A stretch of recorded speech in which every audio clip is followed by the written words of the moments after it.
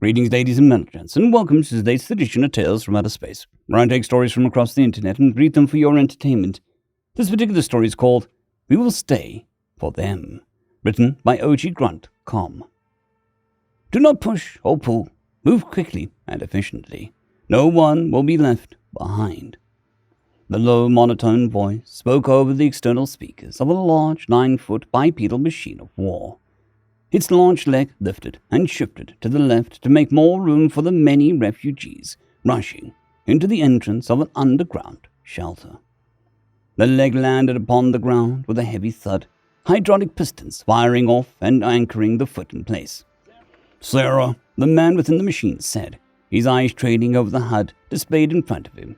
His hands moved around his cockpit with precise movements. "I told you to stop calling me Sarah," a soft feminine voice said from the speakers on board the Mechs cockpit. "What's the status on Lion Company?" he said, ignoring her for the 100th time. His eyes still fixed at his screens, watching as thousands of small red dots slowly encroached their position. Last known communication was Line 1-1 to Beaver 1-2. He reported to be in contact with requested reinforcements. "As you know, Beaver did not respond," the voice said, rather in an indifferent tone. "Last ping, also check Wolf 1-2 through 1-5, the man said. The machine's right arm whirled slowly as the 8-barreled gun spun, then stopped. The moment it stopped, a release of hot steam poured from the joint it was connected to.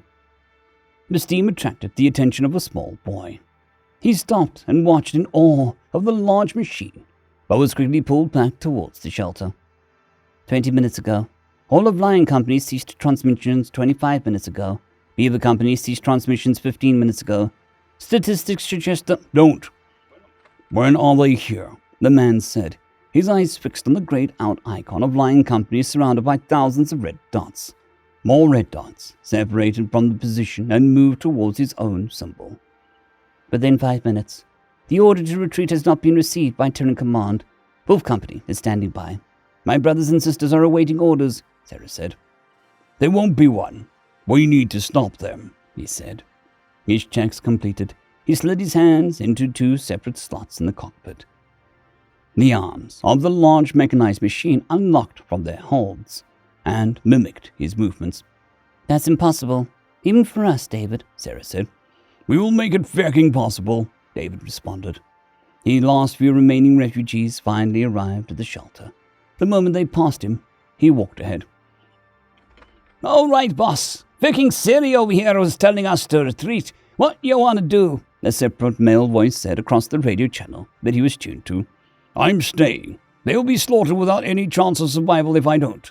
Look, if any—" "Shut up, mate. We're staying, you fucking muppet. We wanted to know if you'd stayed or not. You know, take some responsibility once in your measly fucking life." Some chuckles and laughter came over the net, with a few noticeable sniffles. "Wolf Company, we will hold," the large mech hummed as its core began to warm from the multiple weapon systems activating at once. "Let's do this! First to 100 gets to Feck and his wife. Better let him in there, cabron. Feck, man, that's a lot of them. Get it together, Jones. We've dealt with worse. Hey, I got contact on my 12, Warrior and Spreader casts." A mass of black flesh slowly crossed over the horizon in front of the awaiting mechs. The mechs were spread out about 300 yards apart in line, each with their own set of weapons and customization, with the same wolf head painted on the side of their cockpits. "This is Wolf 1-4. I'm setting up," said a rough voice over the comms.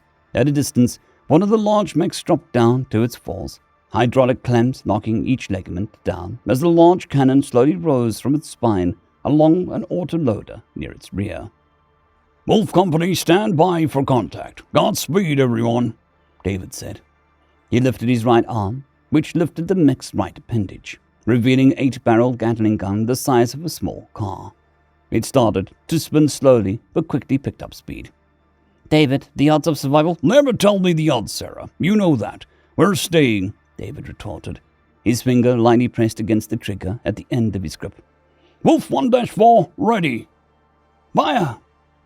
The mech on all fours fired a massive projectile in a slight arc, All 4 of its locked-down legs jerked back and deeper into the ground from the recoil, the flames of burnt powder casting a shadow in front of it.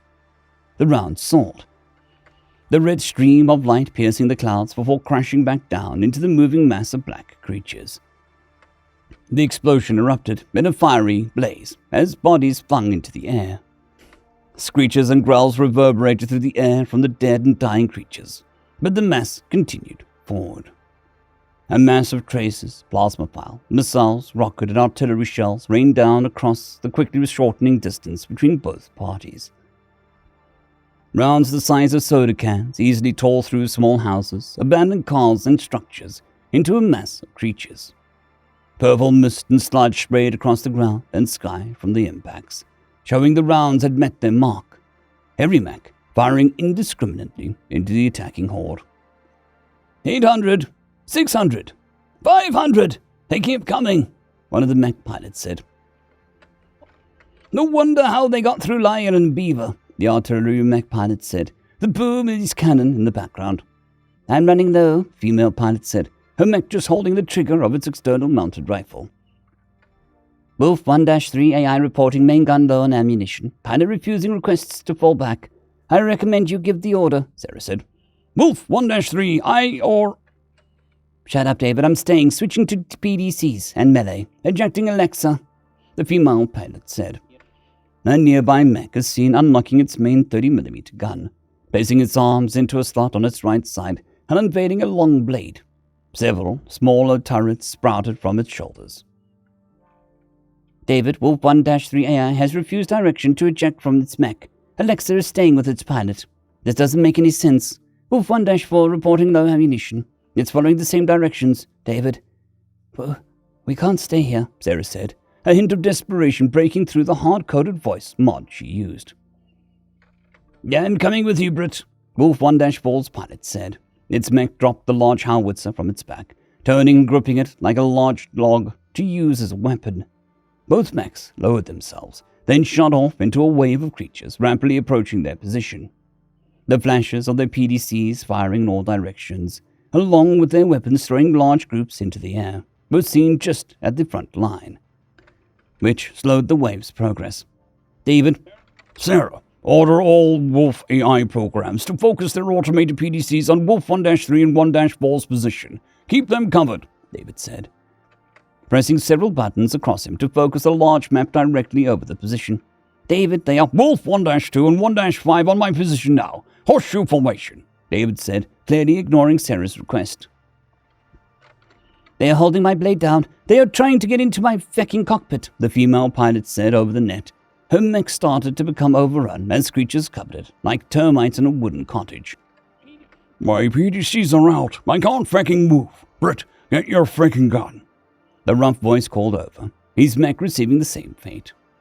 At first, they heard gunfire and grunting, a few expletives, then screaming. Just screaming. The moment the radio channel from both Wolf 1-3 and 1-4 was cut, a bright light was sourced from their position.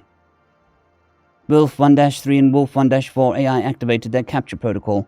Both mechs, AIs, and their pilots are KIA at this time, Sarah said, melancholy sitting at the very edge of her words.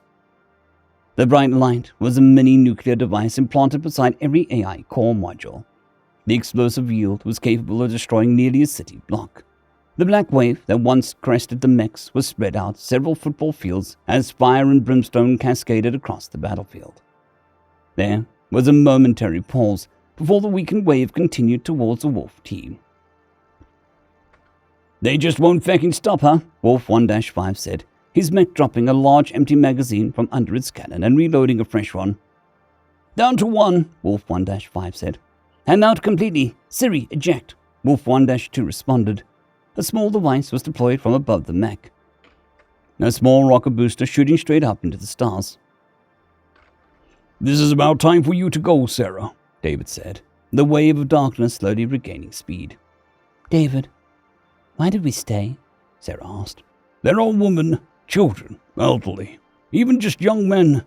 They didn't choose this war. They didn't choose for it to come to them. And now all they got is me, my team, and that bulkhead, David said.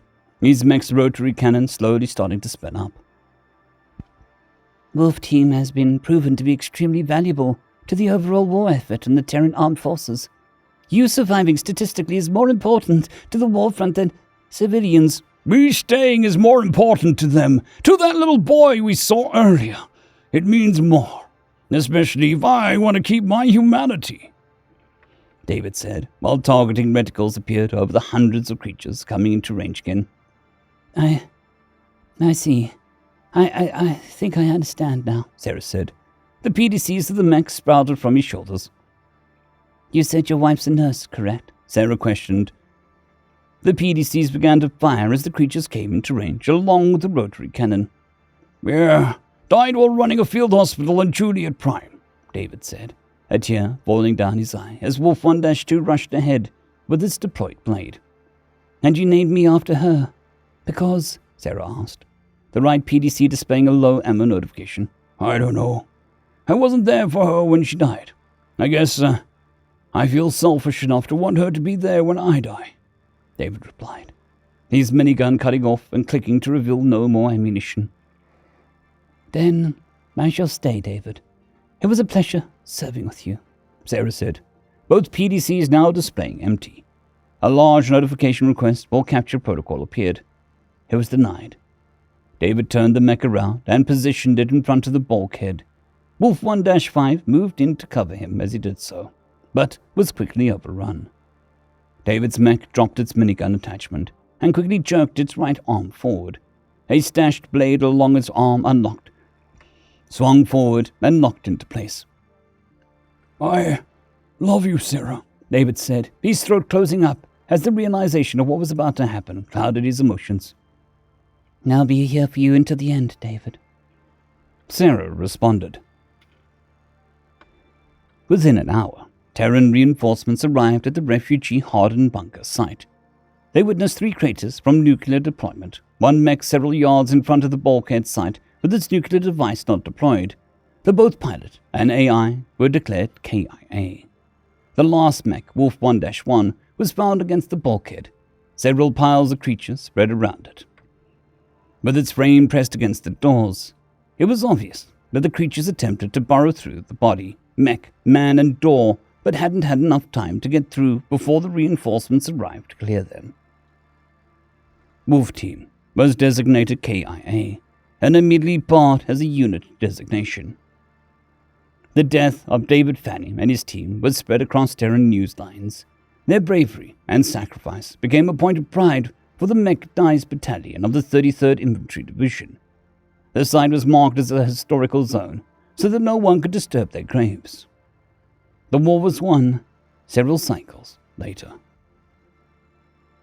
End of story. I would like to thank our T5 members and patrons, Casper Arnholtz, John Creighton, Vidmori, 050, Dragzoon WRE, and Elijah Silvercross.